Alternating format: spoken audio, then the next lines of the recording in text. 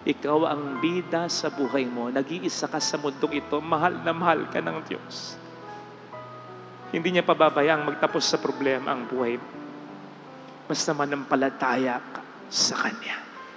Laban. Kapit lang. Kung ikaw ngayon nanonood ng pelikula, telenovela na aargabyado yung bida, anong sinasabi mo? Nasa kanya ang huling halakak, siya ang bida.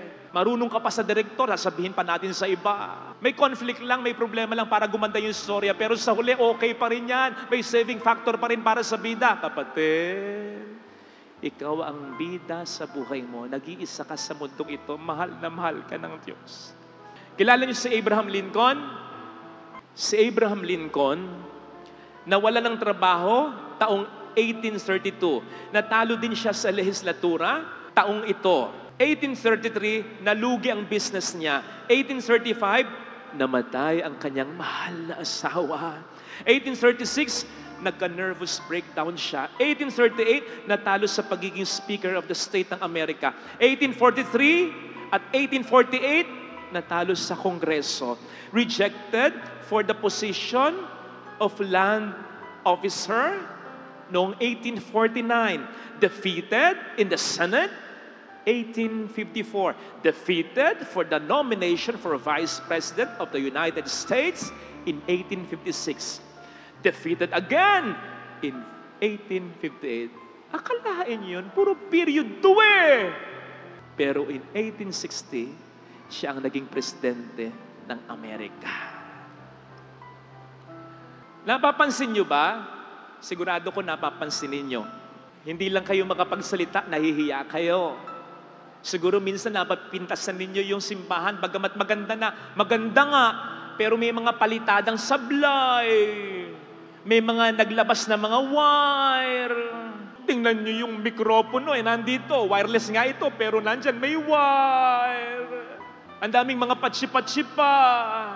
Sasagutin ko yung komento ninyo. Hindi pa maayos kasi hindi pa tapos. Hindi pa maayos ang buhay mo kasi hindi pa tapos. Ang Diyos, may inaayos pa ang Diyos.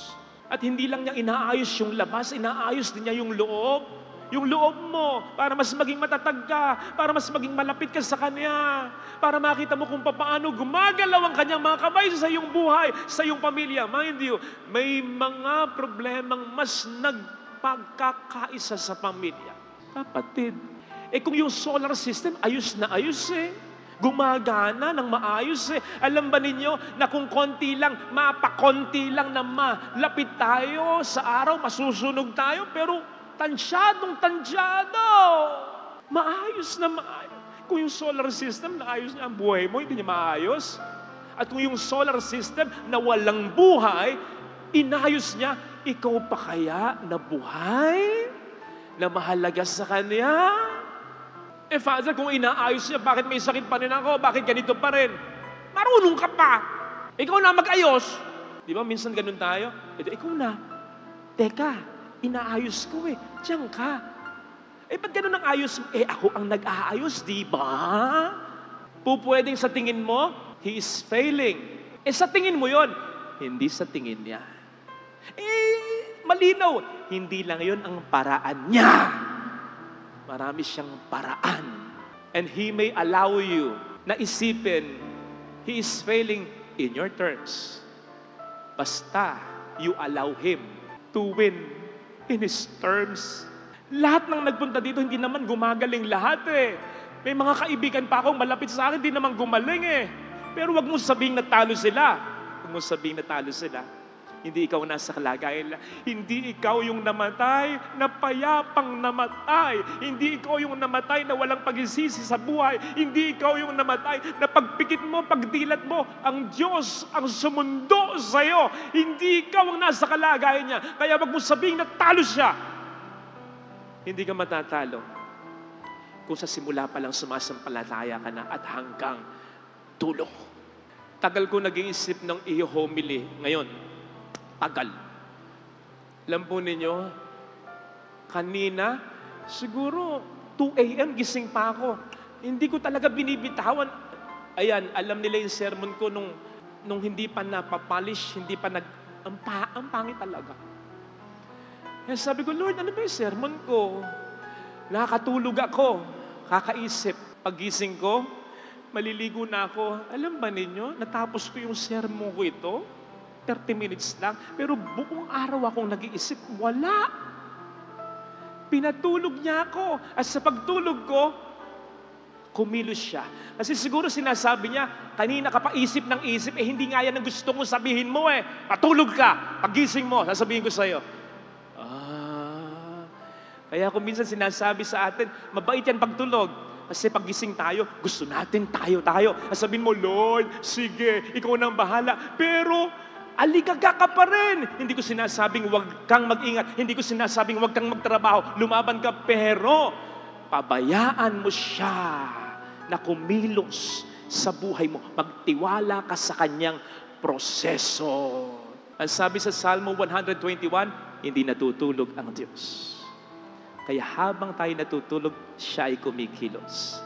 Yung pagtulog na yan, dapat hindi lang literal yan. Yung pagtulog na yan, dapat figurative din na, Lord, ginawa ko na yung kaya kong gawin. Inilalagay ko ang buhay ko sa iyong mga kamay. Patulugin mo ko nang gusto kong maniwala at maramdamang kumikilos ka sa aking buhay. Ito sana ang ating ipagdasal sa banal na misang.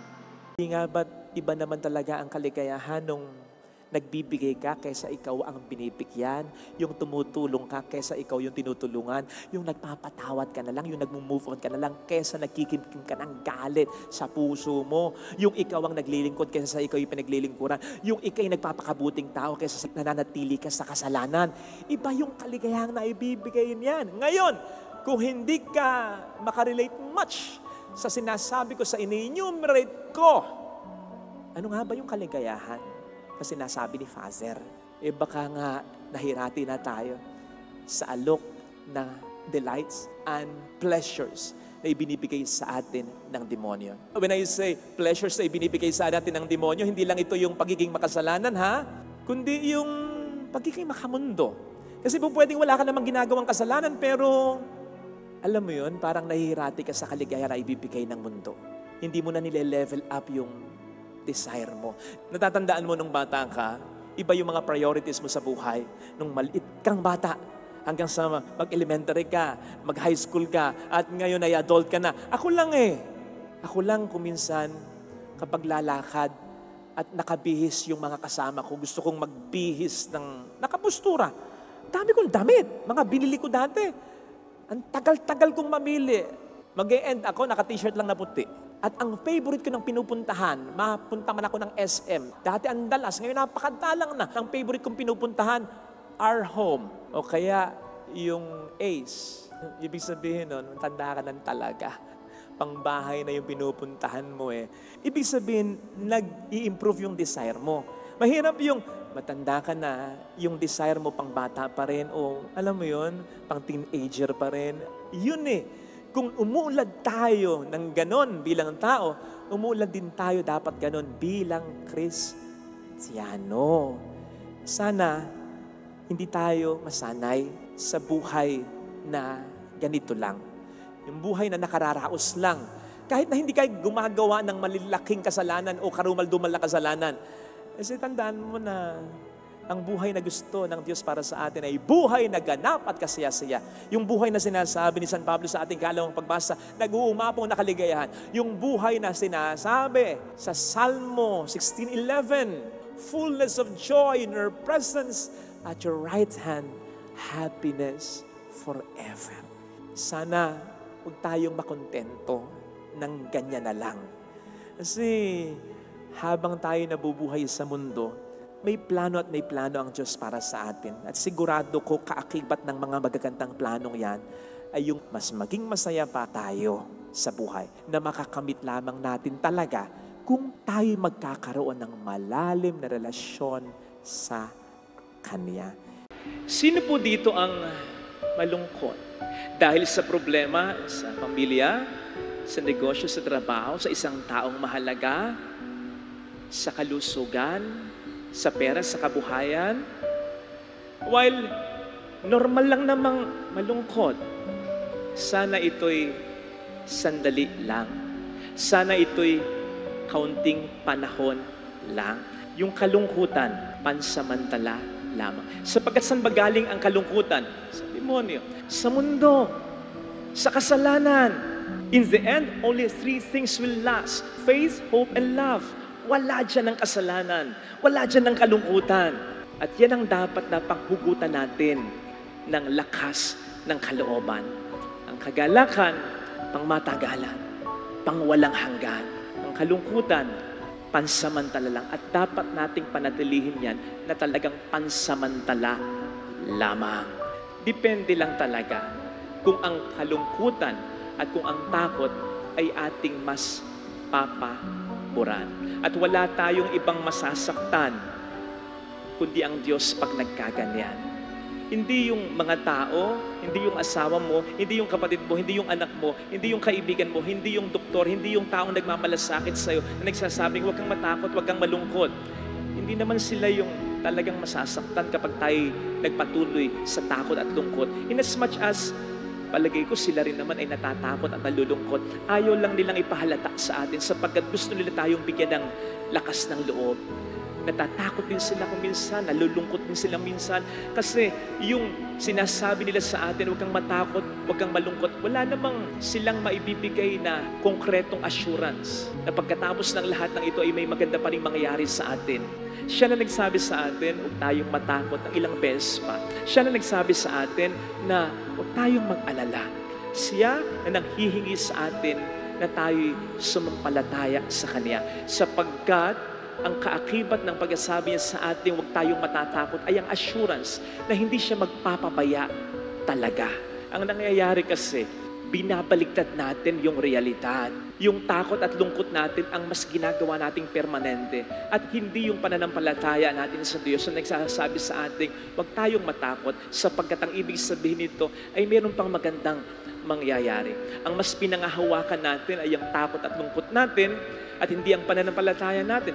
Ang mas pinangahawakan natin ay yung sinasabi ng diablo sa atin at hindi ang totoong sinabi na ng Panginoon sa atin at napatunayan na niya sa atin. Hindi na po natin kailangan pag-usapan kung kasalanan ba ito. Just like what I told you, na-offend ang Diyos kapag ganito.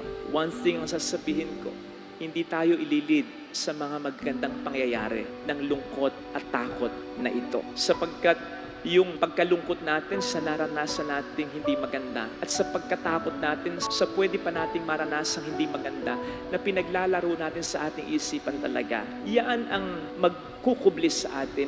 Yan ang maghaharang sa atin sa magaganda pang plano ng Diyos para sa atin. Sabi nga, yung mga magagandang plano ng Diyos para sa atin ay nasa mga likod ng lungkot at takot na ibinapalandra ng demonyo sa atin. Kaya sana, paglabanan natin ang ating lungkot, paglabanan natin ang ating takot. Sa una lang makakasabayan sa atin, kahit na pairalin natin ang pananampalataya natin, kahit na ang piliin natin ay maging masaya pa rin tayo sa buhay, sasabay pa rin, yes, ang lungkot at takot. Pero dahil na hindi ito permanente, mapapagod at mapapagod din ito. Mawawala at mawawala din ito. Ma-overcome at ma-overcome din ito ng pananampalataya natin sa ating Panginoong Jesucristo. Basta huwag tayong padala sa lungkot at takot sapagkat iyon ang mas nakalulungkot at mas nakatatakot. Because we will make our fear and sadness more permanent than the joy we can still experience in Jesus. Paniwalaan natin, ang lungkot at kapighatiang naramdaman natin ngayon ay sandali lamang. Sa oras ng pairalin natin sa ating buhay ay ang pananampalataya natin sa Diyos na nagsabi sa atin na hindi niya tayo pababayaan. Pwedeng magpatuloy ang sakit, pwedeng magpatuloy ang hindi magagandang pangyayari.